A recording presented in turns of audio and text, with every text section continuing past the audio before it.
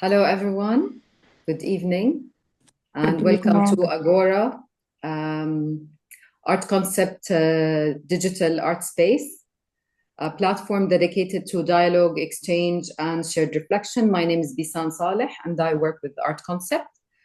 And today's session, we have our artist Juliana Maroto, and she's gonna discuss art here today, a discussion on the contemporary scene to invite us to pause, reconsider our relationship with art, how we experience it, how we position ourselves within it, and how it continues to evolve across different contexts.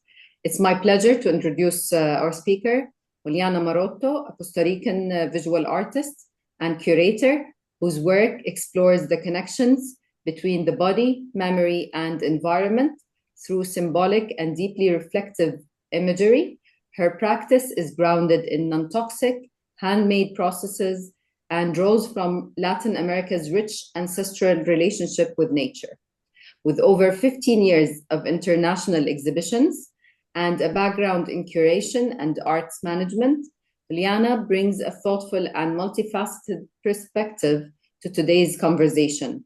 This session is designed not as a lecture, but as an open and collective dialogue. We invite you to listen, reflect, and engage. Your thoughts and questions are an important part of the space. Juliana, we are delighted to have you with us. The floor is yours. Thank you so much, and welcome everybody joining and being here with us. As Bisan is saying, the main idea today is that we all have a space for sharing, perfect to the concept of Agora. So it's not just me presenting my ideas and some perspectives, but rather everybody sharing their own ideas and their own perspectives. So we will have spaces for that. And I would appreciate is if as I'm going through the presentation, we maybe have notes of questions or things that we want to share when we get to that part of the conversation. So what inspired me to think of this subject is that I have noticed often the art world is perceived as a very peculiar environment. It's not the same as any other professional field. And we know very well how many stereotypes float around the image of the artist and anybody who engages in that field. And that is regardless of art being a hobby or something that we are doing professionally. There is always this specific aura that is given to the art world, and that can be appealing for some and can be what makes it refreshing or inspiring, but at the same time is what keeps others away and makes it sometimes feel like it's very encoded and it's difficult to understand. I have a lot of friends from different fields. They tell me, I wish I can understand art. I wish I can have like a collection or to go to galleries, but they feel as if it's something that's foreign to them. So the goal is to try and make this more approachable in a way for everybody, regardless of our roles or experiences with regards to the art. And to be honest, it's not just difficult, or I wouldn't say difficult, but just peculiar or special. Um, in the dynamics that it contains, but also nowadays, I would say even more because of the excess of information in social media. So sometimes it's not so much complex, but rather a little bit overwhelming. Like, how do we process so much information that we are now receiving online? So for this, I would like to illustrate it with a quote from the artist Perry, who said, for somebody to walk into a contemporary art gallery for the first time and expect to understand it straight away, it's like I go to a musical concert. I would know, in the case that I know nothing about classical music, and I say, oh, it's just noise, right? So it is useful if we can try to approach it from a more specific point of view, and then again, obviously open to everybody's perspectives and experiences. Of course, some people are very sensitive to visual art and they would easily connect to it without the need for any conceptual background. product. So we can tell also that there are specific artworks that are more approachable in their content or their style, but then we have cases such as performance art or video art or found objects or even some types of abstract arts. And these ones can be more challenging to be accepted as art or to be understood as art. And even, I would say, for a large part of the arts community, like even me myself, sometimes I see these types or categories of the art that are questioned, and I question, even if I have studied them thoroughly, whether this is art, and I question the veracity also of some artists and their products. Yes. So same as this artist is mentioning that it is good to try and have a little bit of the background of why art is so different than other professional fields. It's important also to understand that even the methods or the criteria that we can use to assess this is art or is it good art can be conflicting, because there's a lot of factors. We can think about the financial value of the artwork, we can think about the popularity of the artwork, the historical significance of the artwork, the aesthetic sophistication of the artwork. And in a single case of an artist or a single artwork, maybe there's one that has more weight, or maybe they are all even, right? Like a tie. So as I said before, what I propose for this occasion is that we part from what some authors have noted that are happening in the field of the visual arts, but we mostly use them as tools to explore our own ideas of how they are happening in the context in which we are now, that being a very messed up planet Earth, West Asia, Kingdom of Bahrain, year 2026, war times, and anything else that you may think is a shaping aspect of our place, culture, and time. And of course, the context is very important, because obviously our understanding of beauty is totally depending on the references that we are familiar with. And actually, they can shape as well our likes. So depending on what we are exposed to, that's something that can vary through time as well. So moving forward, again, just to remind you that obviously this is going to be more complete if you start since now acting, listening in a very active way, so that I'm going to present humbly my share on these points, but that as I am presenting you some perspectives, you are taking mental notes of what is your own perspective on this subject.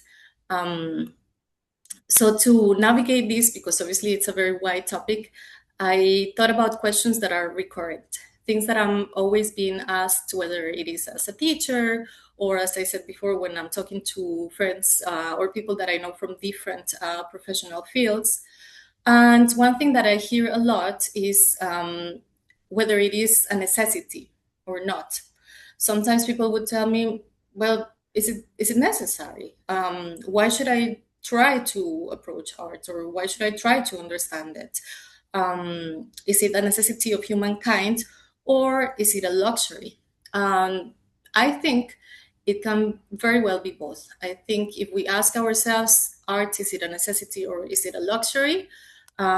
It can definitely be both. And I think it is a necessity because we know by now that the role of the art in societies goes beyond the pleasure of just aesthetical contemplation, which is also not a sin on its own.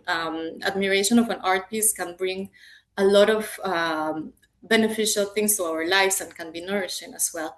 But it is mostly considered essential because it is a way of processing reality, and it constructs meanings and pathways that can help to expand culture, and even it can help us to process culture. I will go back here for a second to this quote that I had here from Heidegger. Heidegger was a German philosopher, so not so contemporary to us now, but still with some valid points about how art can be essential. And he said it produces interpretation and connection to a vital sense of existence. So that would be on the perspective that we say, yes, art is a need of humankind. It is now understood as a necessity. And then usually what I get back, the question that I receive is, okay, but what if you didn't have what to eat? What if you don't have any free time because you're working so hard? What if your life is endangered and you are maybe in a war zone? Would you still need art in that situation, right? So what I've done to, let's say, back up that perspective, that yes, even in that situation, art is a necessity, I thought about 3 real life examples of contemporary situations that I have come across. And I'm not going to go back to say, for example, the cave paintings, how people were living also in survival modes and they were still doing this, because we think that's not according to what we understand today of art, is not going along with our modern perception of art. And also because possibly they had other intentions, more ritual and utilitarian for that type of art. So I've chosen, as I said, 3 examples of circumstances in which I think the necessity of art became really obvious. One of them is the case of Mustafa Al-Halash, a Palestinian artist. In 1948, due to the attacks of the Israeli forces, he had to leave his homeland and he traveled a lot in just 1 year. He must have been in at least 5 different countries until they finally established in Egypt, where he studies fine arts. And he started as a sculptor, but then because of his constant migration, he actually shifted to woodcut as his main technique. And he explains that sculpture requires institutions, property, stability. He didn't have this. So he said, no, sculpture is not suitable for displaced artists. I'm going to just fully dedicate to printmaking. So now he established then in Lebanon. In 1982, because of the bombing, he lost about 2,500 prints. If somebody's not familiar with prints, you may be thinking, what do you mean 2,500? That's how he can produce so many artworks. Prints making, you do editions, right? So with one plate, you can have from 10 up to 100 prints of the same artwork. So he became very frustrated and he stopped producing for some time. But then eventually, of course, he went back to his printmaking artworks, and he was working on a piece in 2002 since 1996. So who's good with math? That would be not very hard math either. How many years, right? Already he was working on this, 6 years working on the same artwork. And then a fire started in his workshop. So what he did, he didn't run away for his life. He actually lost his life rescuing his work, which was partly damaged by the flames. And then later on, it was printed as a homage by the Union of Palestinian Artists in Syria. So what I mean to say with regards to this tragic case, besides how obvious it is that art was a necessity to him, and so much that he risked and gave his life to save it, to save his artwork, is also that a characteristic that comes as typical of contemporary arts nowadays is to be disruptive. People no longer want to just please with the artwork, but sometimes just to shock and to create something that's disruptive to the view. But in his case, he was not doing his type of art because he was trying to be disruptive, but it was the circumstances in which he was living that had been aggressively disrupted, that were reflected on his artwork and that were showing that he continued to create through the hardship of displacement. So this is the first case. We can see here on to the left one of his artworks. The second case, so actually I see now they are not in order. I came across through social media is the case of Annie Kurtijan. She went through a lot of professional fields before she decided that she's going to dedicate herself fully to the arts. And recently I saw people were questioning how she can be putting up a new exhibition if they are now having to deal with all the attacks. And they asked her, how do you produce your art in these circumstances? So she said, headphones all the time to not hear the bombs and the drones. So once more, an example that even when you would be in a situation in which you are at risk, you would still choose to continue creating. And in her own words, she said, art is capable of sublimating everything: war, crime, shame, sickness, and total hell. And the third example, I will not go too much in detail. I actually struggle to retrieve the information on the infinite overflow of Instagram posts, but I finally managed to get a hold of her articles and name. It's the story of a girl, Maria Khaled. She's only 18. Actually, she has no formal education in visual arts, but she's currently in Gaza. And even though she lost obviously much more than her house during the genocide, she not only continued to sketch, but she covered the whole tent where she was with her sketches. So she turned it into a walk-in gallery, and she was giving classes to the kids around as well, well, helping them, be distracted for a little bit. And I'll just end this section with her quote. She said, "If I am martyred, there will still be something to prove that I was here. My brush and my paintings about the children of Gaza who lived through hunger, fear, deprivation, loss, exhaustion." And she said the world's indifference. So regardless of the circumstances, she still found a way to continue creating her art. So this is the picture of her tent here to the right. Contrasting with all of this, arts can also be a luxury at the same time, in the same world. And I find myself actually more than once drooling over a piece of art, and I would love to acquire it, but it's either out of my budget, or it would mean that if I acquired this, I would have to sacrifice other priorities. Realistically, not everybody can afford an original artwork all the time. Some people, they can, and they love it, and they do it passionately. And hopefully that's a group that continues to grow. But the tricky part is that it doesn't mean that everybody that's doing this, they're doing it also just for the money. Some people can see that, okay, art is now just an investment, or art is just also a way to show what they have or what they can acquire.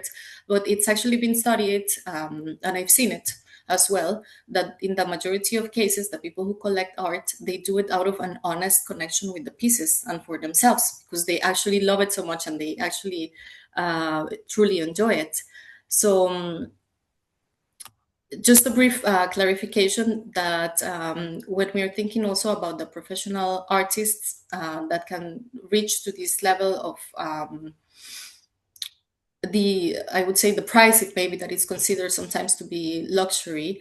It doesn't mean also only a person that has studied fine arts in the traditional academy, such as university. There are so many cases of artists that studied something else, but they were very serious and strongly dedicated themselves to be self-taught, but still committed to the arts as a professional career, and they have produced amazing quality and body of work.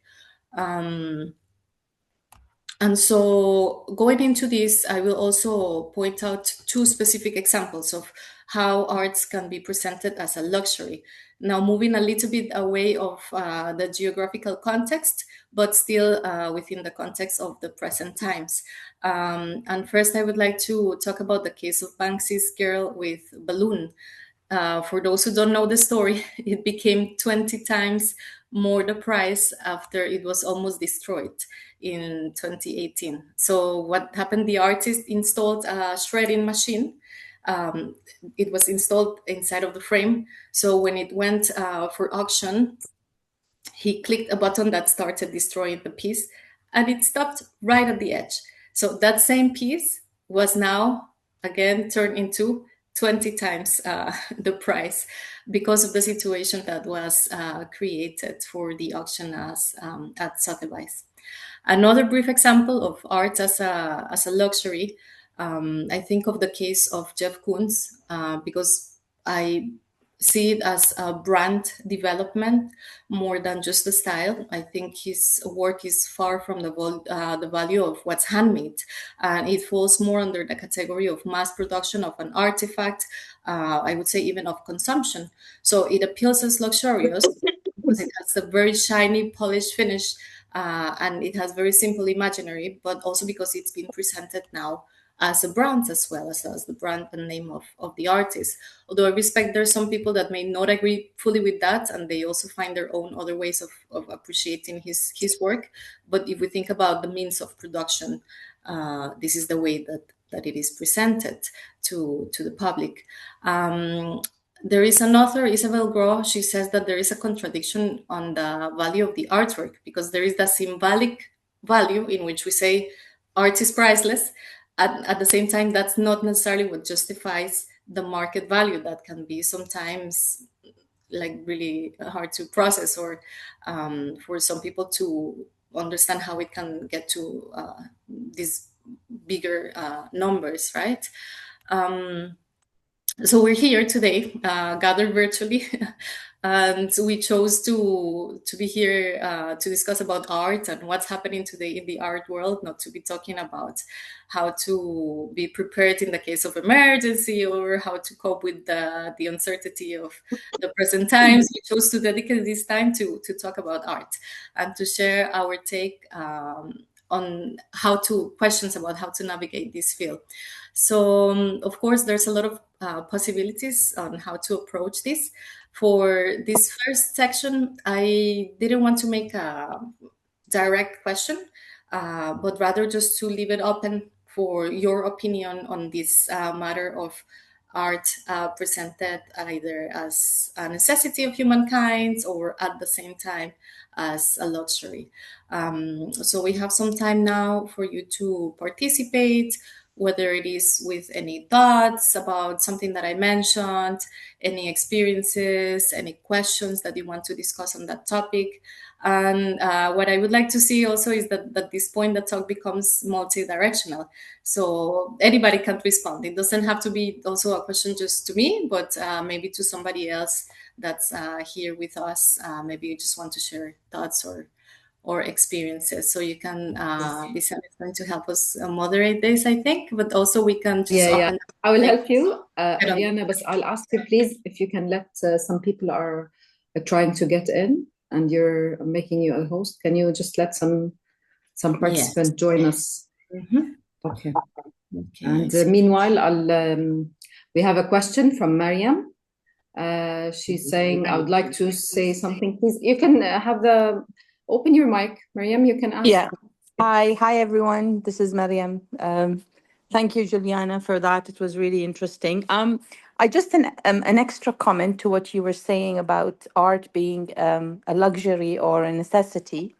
I think when you're talking about it in the context of the artists themselves, it's definitely a necessity for them to keep producing the art. But I think also in terms of the bigger picture of the environment of which the artist finds themselves, sometimes I feel that producing the art becomes almost like a responsibility for future generations, especially when you are trying to document things that you are going through right now. So, for example, the situations that we find ourselves in right now in Bahrain, in the Middle East, and in the GCC, I think documenting some of these feelings becomes a necessity for us as artists, but also it becomes a bit of a responsibility to document the way things are for the next generations, for our children and their children's children, to understand what what the art world looked like, what the world looked like even during these times. So it becomes almost like a social responsibility to keep documenting and to keep producing the art, even though the situations around you makes it a little bit difficult. You don't have the time, sometimes even your fears, your mood, the way that you don't have the luxury of having a full day of producing art, or a full week, or a full month. But I think it becomes almost like a social responsibility for the artist to continue producing these works, and to continue producing their art, however big, however small it is. So just an extra comment for your Mhm. for people to consider. Thanks. Yes, thank you. Most definitely. I do agree on that. And I do believe that art is definitely a key element of history. There's a historian I love that she always says we have to see where the news are coming from, right? Like who's giving the press for this information. And it's the same when it comes to art.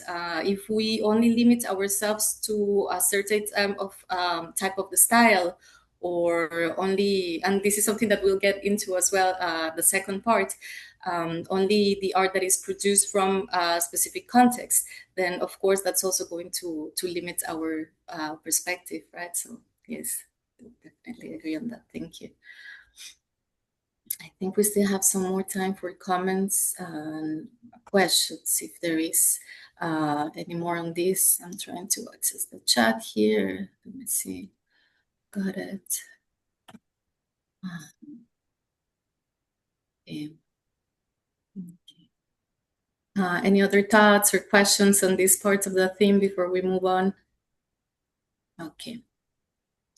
Okay, so let me, I'm juggling with all the tabs. Let me move on. Okay, so diving into our second point of discussion, I wanted to talk about something that's called centers and peripheries of the art market. Based on what we just discussed, I believe we can all agree on the fact that art is not depending on the market to exist.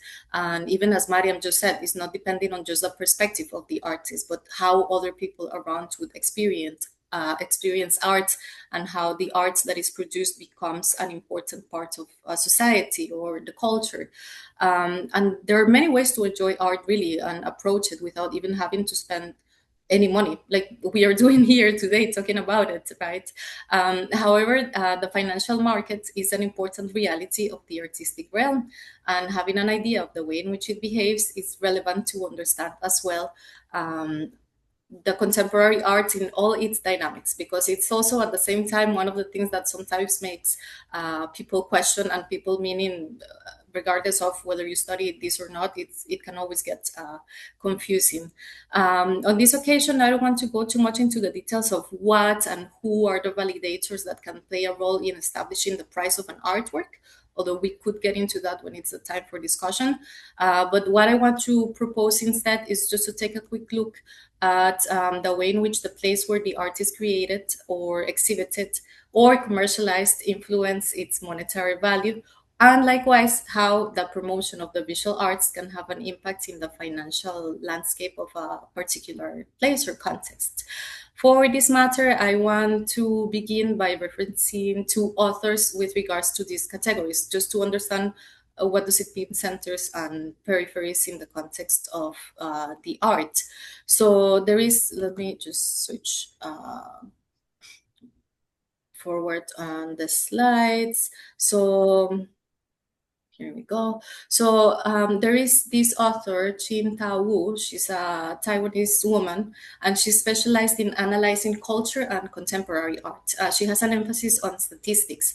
And she says the categories of centers and peripheries are concepts that are often used in economic and social structures that refer to the inequalities that differentiate the countries. She has also noted some interesting patterns when it comes to the number of participants that are not European or American in European biennials, still being minority, but we can come back to that point later. And just to begin by defining again these categories, what they mean, I would like to also continue with a quote from this other author, more into the fields of finances. Masahisa Fujita. He's a Japanese economist, and he has studied regional sciences and urban economy. So he proposes that the importance of the centers can happen due to four types of behaviors or visions. He says sometimes the centers, and we're talking about physical cities or centers, are centers of employment. Sometimes they are centers of consumerism. Sometimes they are poles of attraction and interaction because there's a cultural or sociological reason, and they bear symbolic weight. But it is noted that in the case of the third reason, when people are seeking to go to a specific city because they think they would have more interactions there, obviously there is the need for a bigger offer of activities besides just employment and economy. And there are traditionally some cities and institutions, even events, that are regarded as the main agents of success and to be the ones that are to define when an artistic career or trend is successful. They are the ones in charge of validating prices and other factors as players of the art game. They become almost like a gravitational force, I would say, up to the extent that in some occasions, galleries or artists or even tourists or people who would want to participate of these events or like circumstances in the case of events that are not permanent, they can pay a cost that is sometimes questionably worth the value of the experience of accessing that special circle. It is a landscape, I have to say, that is changing very quickly. There is a lot of new locations that continue to emerge as culturally appealing centers. We can see it happening here in the region. We had the Art Basel happening in Qatar this year. There is a place I find to be quite interesting as well, which is the Al Serkal Cultural District in Dubai. There is now the Diriyah Contemporary Biennale in Saudi also. But there is still the perception that the art of certain cities and fairs is like a contained elite. And to illustrate this viewpoint, I want us to see together an extract of a video. It's a very short piece of a video about the experience of some artists that were participating in the Venice Biennale. And also towards the second half of the video, there is the case of a startup that's in the same city, but they consider themselves as parts of the periphery because they are not taking part of the main event. So let's take a look.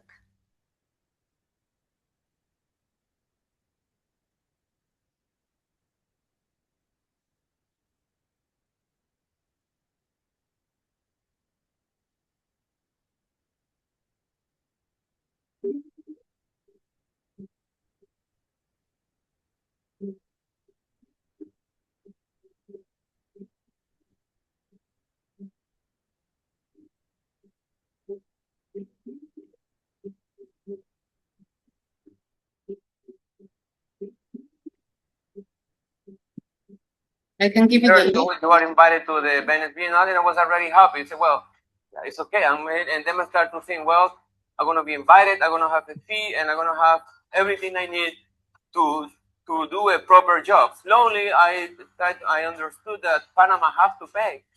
And then I end up I find out that I have to pay myself because Panama doesn't want to anymore.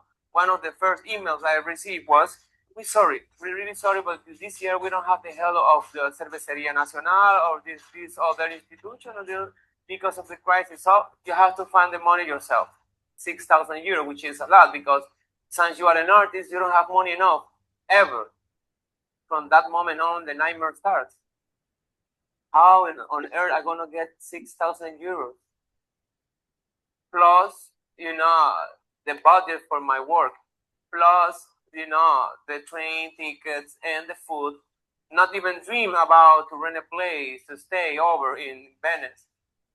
From that moment on, the 90% of my time was trying to find the money, and the 1% left was to do my real artwork. So I was busy all the time, trying to find the money, knocking doors here and there, and so. You have to be an artist, you have to be a curator yourself, you have to be the institution yourself, and you have to even be your country. Yourself, I mean, you know? Dal 1995. So I'm going to pause here and then we can come back to the second half in a moment.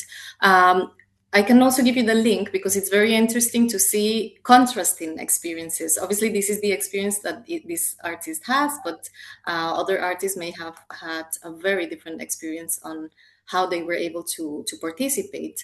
So obviously there are pros and cons, I would say, to this dynamic. These so-called centers have their role in giving visibility to the arts, and in their way, they can also bring attention and they can bring prosperity, both to the artists, to the galleries, even to the host cities. But I personally think it's a good idea to a certain extent that the art world would not be left behind or left out, I would say, of the highest spheres of the financial markets, and that it takes part on them as well, of them as well.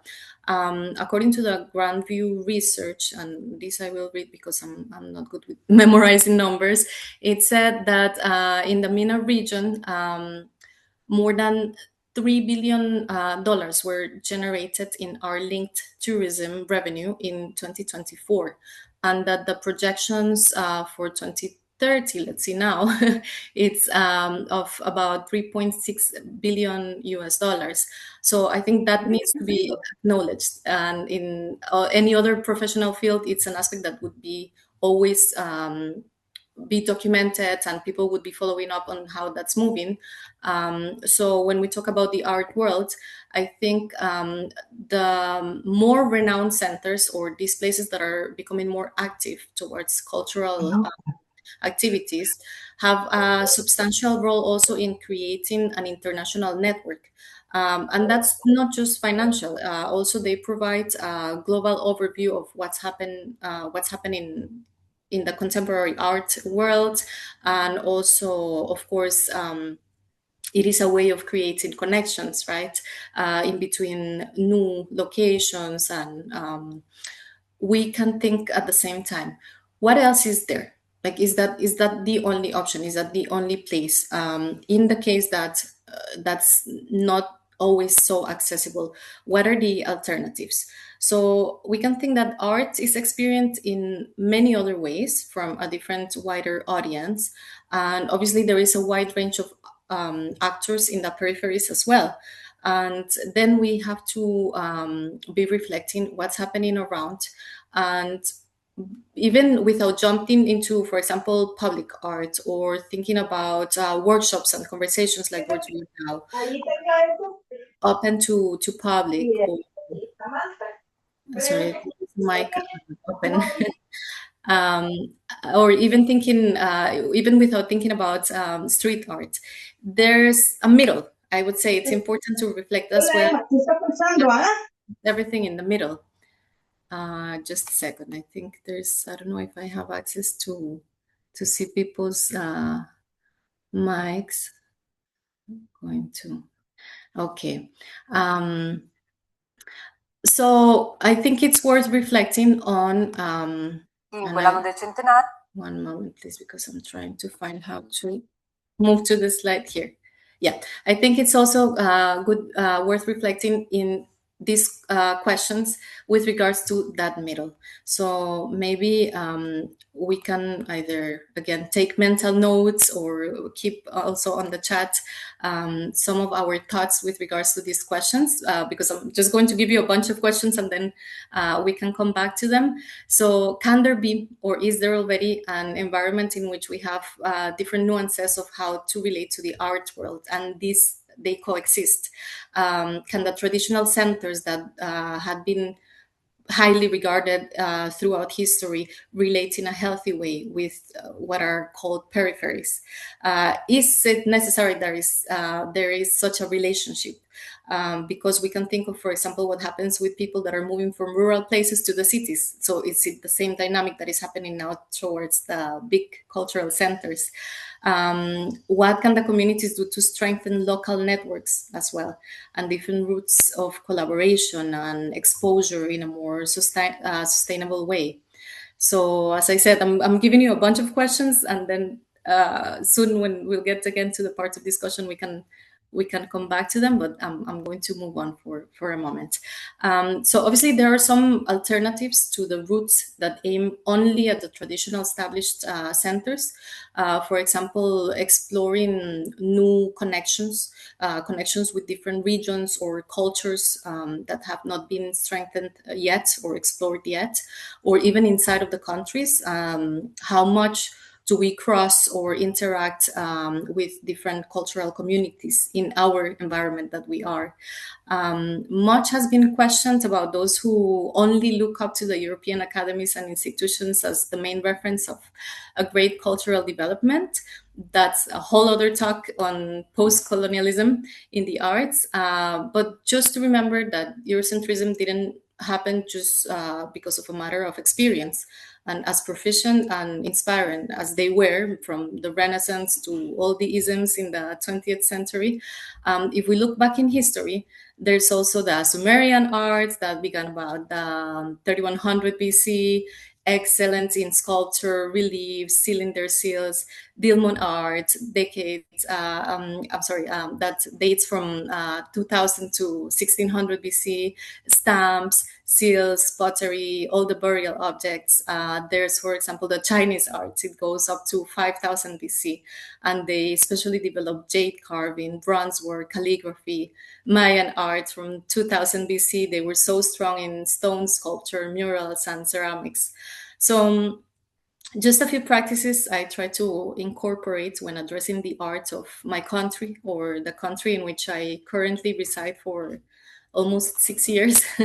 I would say it's good to be critical, but as there's an author, Taberna Irigoyen, he says, with regards to the art critique, he says maybe the hardest task as a critic is to find the good over the bad. So I try to find what stands out, to learn about the pioneers of the country or the region, who are the perseverant, path-making ones. And I would say, before undermining local arts, because unfortunately I have seen a lot of people do that in different contexts, maybe just try to acknowledge what's actually happening, what's bubbling there, and to present ideas in a constructive way, an authentic way, because very often negative criticism comes from comparing to other references of different contexts that really they don't apply as much, and it would be more beneficial if we can do an insightful look of the strengths that are there and ways to grow. I would say another good practice that can be incorporated, whether it is as curator, a person who likes art, who wants to approach the art world, or who owns a gallery or collects, or just anybody that's curious about this field, is if we are always open to activities and dynamics that can nourish and strengthen this connection with the colleagues and different agents that are participating of the field, like we're doing today, for example, because this is our community, this is your community, and it is important to encourage an honest collaboration and sharing, I would say, above competing in weird ways, and to strengthen the ethics of respect towards the work of others, and to get inspired and to be challenged also by what others may be doing around us. I think, for example, about the model of those streets when you see all the coffee shops together or all the barber shops together. So this could happen as well for the arts. And I would like to say in these regards that collectiveness is what can empower your fields of action, and boost also your initiatives, and create a more dynamic and vibrant community. Another, and I think this is the last in answer to this question, so I can hear your own answers as well. A good practice that I have not 100% managed to incorporate as much as I would like to, is to establish more in-person connections. Because screens, I think, should be a gate to expand our network, but not a way to disconnect and become isolated. So there are many cultural corners in Bahrain, and many more activities than just going to malls or restaurants. And we see a lot of posts for exhibitions and activities all the time, but how often do we find the time or the energy or the motivation to actually go and talk to the artists and the organizers and the colleagues? So I think this is important. There was one more practice, but I think maybe we won't have the time to expand on that, because again, I want to hear your answers as well, and perspectives on this, which is also the importance of the primary market.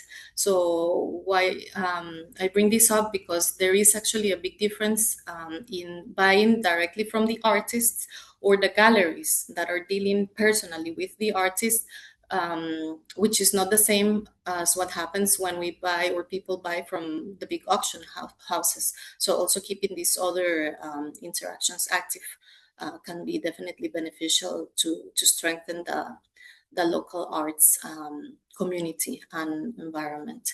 So I think, looking at the time, wrapping this, maybe we can move to the last block open for discussion. And actually, for this block, I did have, besides these three specific questions, this was just some illustrations on the theme of engaging with different cultural roots. Some samples here also of, going around and exchanging. So, but as I said, I do have a specific question for this last block, which is from your role or perspective or experiences, what are some practices that you would want to comment on that can maybe strengthen the local community of the arts? Maybe it's existing practices that you have observed, maybe it's new ones that you think we could all work on together, or some practices that we have but that can be improved. And with this, then, as I said, I would like to hear from you all. If you want me to go back to the other questions, also let me know. I'm trying to find you here so I can see people and chats instead of the slides.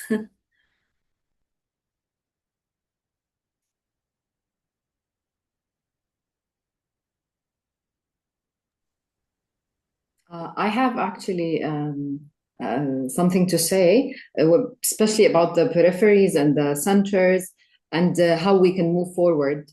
To be honest, I think what we're doing, we're trying to do, and bringing Agora back to the light with this platform, a digital platform where everybody can meet, especially in such uncertain times that we've gone through. And I think it's one of the ways that we can actually look at art, or having, the community, the support together. It doesn't have to be always in the same way, as you said, like the physical. We have to be in the gallery or in the museums, or so. I think this is one way of looking into how we can bring art to everybody, and the discussion and the conversation through spaces like this, an online platform where we can discuss and talk and exchange ideas. So thank you, Juliana. I want to say something. Hi, Juliana. Hi, everybody. I'm very happy and glad to see all, mashallah, we have 11 participants. It's very nice to have you all. And thank you, Juliana. And the art concept team also, thank you. I wanted to just focus or talk about some points here.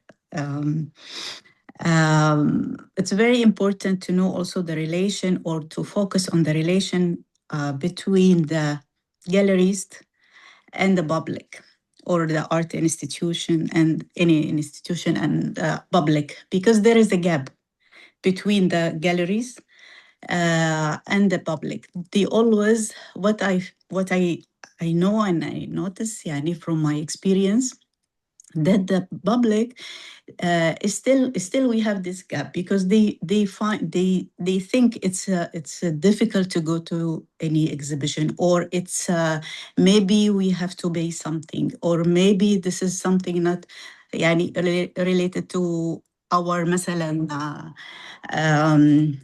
what we like or what we will see, or is it free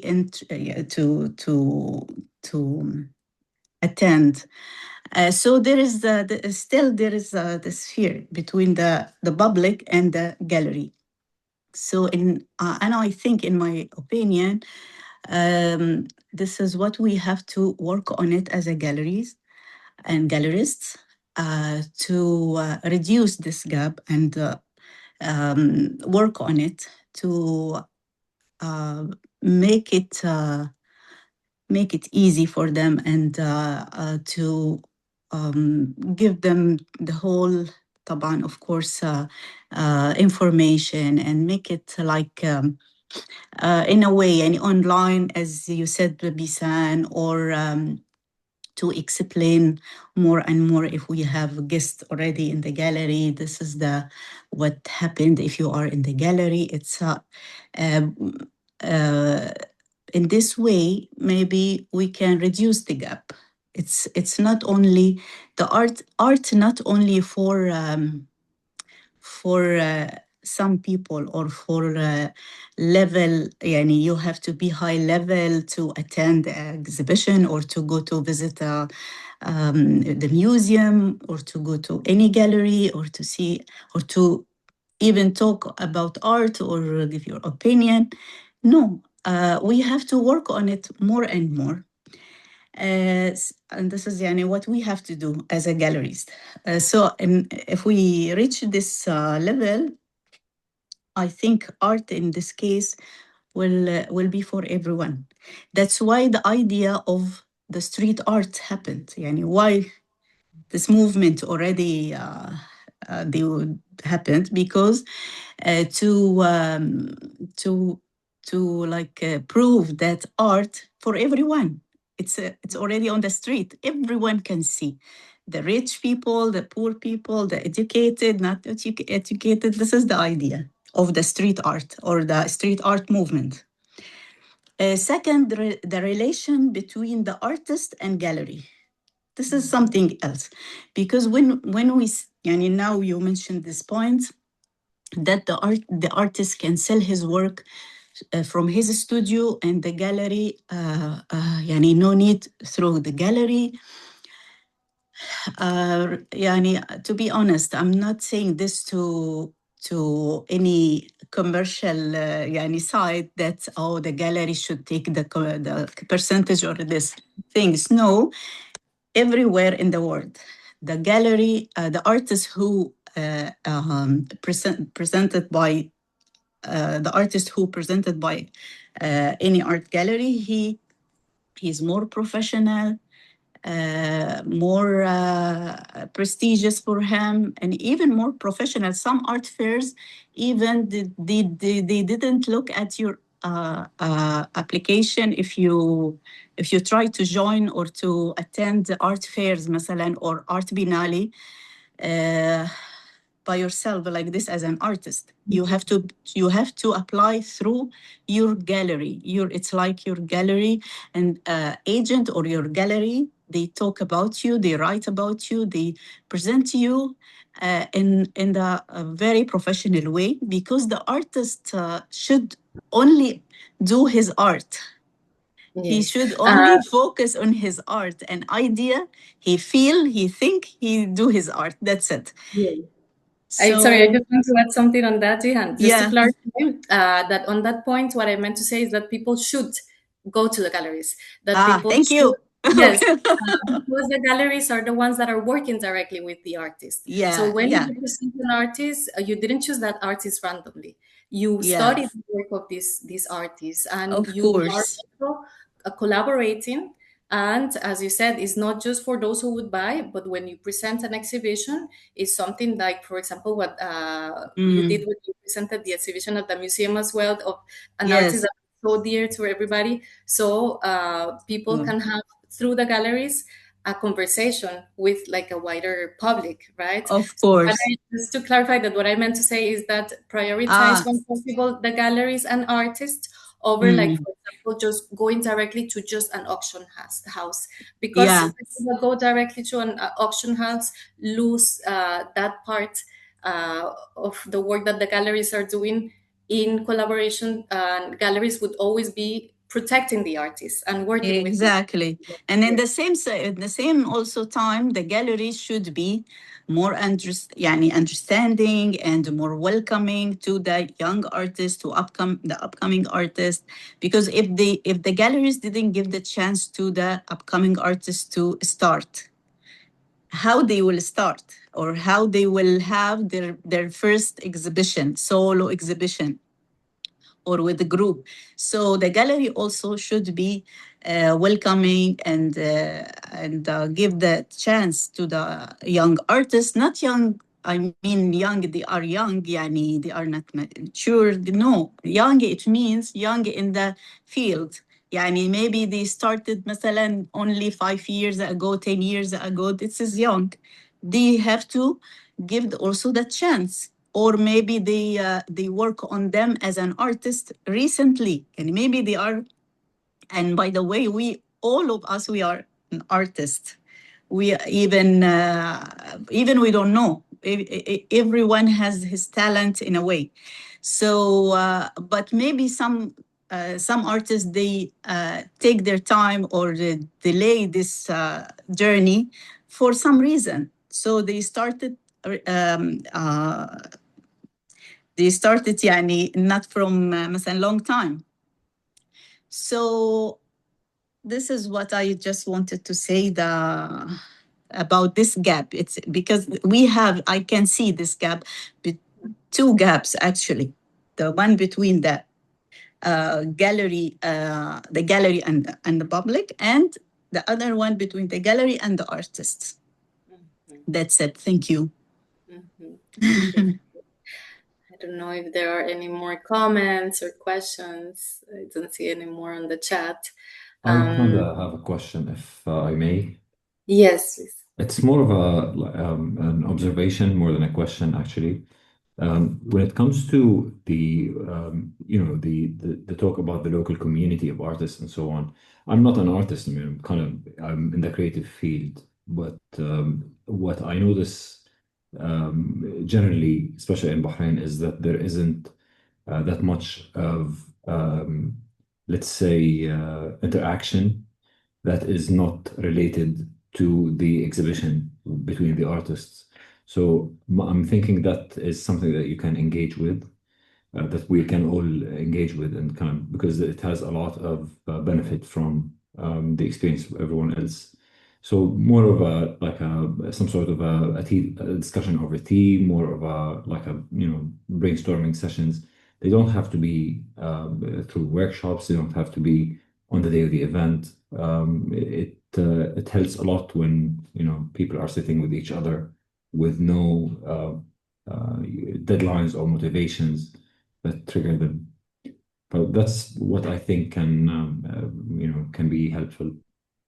Mm-hmm. And you gave me an idea also that even that perspective could help to close that gap that Jihan was mentioning with regards to the galleries and the exhibitions, because when we approach an exhibition, we also don't have to go in the way that we are just going to see that particular artist and that particular work. It's an environment in which we can also have those discussions. So also maybe one day I will go to something and I didn't connect to that particular work, but I was in the context and I was exposing myself to it and I was exploring it. Another day I can go and see something else. And through this exploration, thank you, Mariam, for joining us. Through this exploration, we start, understanding each time more and creating more connections. So even what you're mentioning, of course, diversifying the spaces, not to be limited to the exhibitions, but also we can approach the exhibition itself with that mindset of, I can have those conversations there and I can talk to more people and I can ask those questions without any shame. Like there's no dumb questions to be asked, and I can take the opportunity as well to share these comments. I need to say something to answer Bashar. Yani I'm from here and from Agora and from my side. I just announced it's very easy to. We have this gathering, Bashar, and we can make it. And you know what? Agora, in the beginning, we started in the gallery to try to make it like a place to the artist, the musician, yani art in different field, to come together in one night. And we say, okay, we can make it every 2 weeks in the gallery. So it's open discussion, no deadline, nothing. And we just meet, we talk if we have anything to say. And of course, we always have like something or would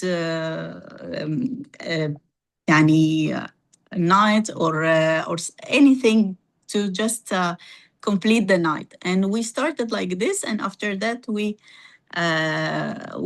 يعني it comes like online because we have corona, and we stop, and again we are back. So I completely agree, and from now يعني I can just say okay, we are open to do this. We can meet once a week or every 2 weeks. It's open discussion, open we can talk about anything, or in the gallery or online. But I think online maybe it's like it gives the chance to anyone anywhere to join. What do you think? I completely agree. I think also the idea of what's local and what's not with the online connectivity can be a very wide place. So you can, with your local artists, you can include a lot of people from a lot of places, and they can be part of the local community. Of course, So a great thing. let's make it without title. Yani, if they are local or international, or we are friends or an artist or art lovers. Yani, you can say it openly like this. Yes. Thank you.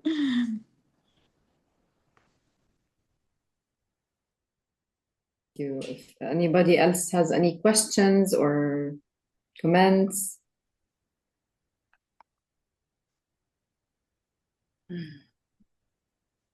Thank you, Ghada. Yes. Okay. I don't know if, let me see. Ghada, thank you. Yes. If anybody wants to either type also on the chat or open up the mic for any other comments or questions. But yeah, I think also very important point to discuss what you're mentioning of when I say here today, the route that follows is very large. It's not limited to what's like Bashar said. I like that. What is local, and that's something that we can also always question, right? Yes. But just not to feel that we are limited to move in one single direction, but to continue always creating new connections. And I do think that definitely Agora it's an amazing platform to be doing this. I'm very grateful that you guys invited me to share this space today with you all. And you can see that we have people from different places as well. So that's something that definitely makes it more rich, and that makes it a more valuable conversation.